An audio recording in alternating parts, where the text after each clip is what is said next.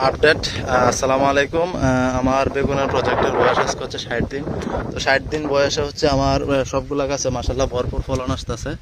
এই যে দেখেন ভরপুর ফলন আসতেছে প্রত্যেকটা গাছে, এবং ফুলে ভরপুর, একদম ফুলে ভরপুর প্রত্যেকটা গাছ। এমন কোনো গাছ বাকি নাই যে ফুলে ভরপুর না।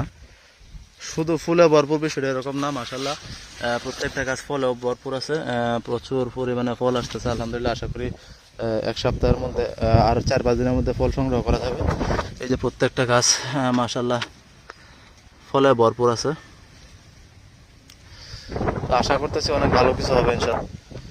তো যারা আমাকে নিয়মিত দেখেন বা আমার পেজটা ফলো করছেন তারা অবশ্যই জানেন আমি আমার প্রত্যেকটা চাষাবাদ একদম পুঙ্খানুপুঙ্খানুভাবে আপডেট দেওয়ার চেষ্টা করি, কিভাবে কি করতেছি, কখন কি ব্যবহার করতেছি। তো আমার এখানে কিন্তু এখন এখন এই মুহূর্তে আমার এই জমিতে কোনো প্রকার পোকার আক্রমণ নাই। ডগা ও ফল ছিদ্রকারী পোকার কিন্তু ভীষণ আক্রমণ ছিল, ভয়াবহ আক্রমণ ছিল। এখন কিন্তু আর নাই, সবগুলা পোকা নিয়ন্ত্রণ করতে পারছি আলহামদুলিল্লাহ। কিভাবে কি করছি, কিভাবে কি দিছি, এটা হচ্ছে এর আগের ভিডিওতে দেওয়া আছে। তারপরে যারা জানেন না বা দেখেন নাই তারা কমেন্ট করতে পারেন এবং ভিডিওগুলো দেখে আসতে পারেন। আর অনেকেই আমার আইডিতে কমেন্ট করছে হচ্ছে আপনার গাছগুলো এত দূরে দূরে লাগাইছে তো 12টা বাজে যাবে। তো ভাই এখানে এই যে 3 ফিট ড্রেন দেওয়া হয়েছে, 3 ফিট ড্রেন, 2 বেডের মাঝখানে 3 ফিট ড্রেন দেওয়ার কারণ হচ্ছে এই গাছগুলো যেমন ছোটো দেখতেছেন এমন ছোটো কিন্তু থাকবে না, এগুলো অনেক বড় হবে। এর তো অর্থাৎ আমি যে 5 ফিট 8 ইঞ্চি উঁচা, আমি কিন্তু এখানে আসলে আর কয়দিন পরে 1 মাস আসলে এখানে আর আমাকে দেখা যাবে না। তখন এই ডালপালাগুলো এদিকে আসবে, আসলে কিন্তু আপনার একদম মানে এদিকে চলাফেরাই করা যাবে না। যদিও এবছর এই যে সুতা টানায় দিয়েছি সাইড দিয়ে, এই যে সাইড দিয়ে সুতা টানায় দিয়েছি, উপরের দিয়ে আর একবার সুতা টানায় দেওয়া হবে, এতে করে গাছের ডালগুলো ভাঙবে না, ফলনের কোনো ক্ষতি হবে না। ডাল ভাঙে গেলে কিন্তু আপনার লস হয়, ফলনের প্রচুর ক্ষতি হয়।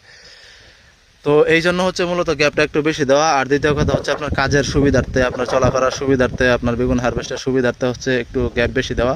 তো গ্যাপ বেশি দিলেও আমি কিন্তু এখানে চারা থেকে চারার দূরত্ব কম রাখছি, চারা থেকে চারার দূরত্ব রাখছি হচ্ছে মাত্র মাত্র 2 ফিট। তো এখন আমার প্রজেক্টে কোনো প্রকার ডগা ও ফল ছিদ্রকারীর আক্রমণ নাই, ইনশাল্লাহ হবেও না। আপনারা দেখতেছেন আমার প্রত্যেকটা গাছ ফুলে ভরপুর এবং ফলে ভরপুর। ইনশাল্লাহ সবাই আমার দোয়ায় রাখবেন আমি যেন এখান থেকে ভালো কিছু করতে পারি। আশা করতেছি অনেক ভালো কিছুই হবে ইনশাল্লাহ।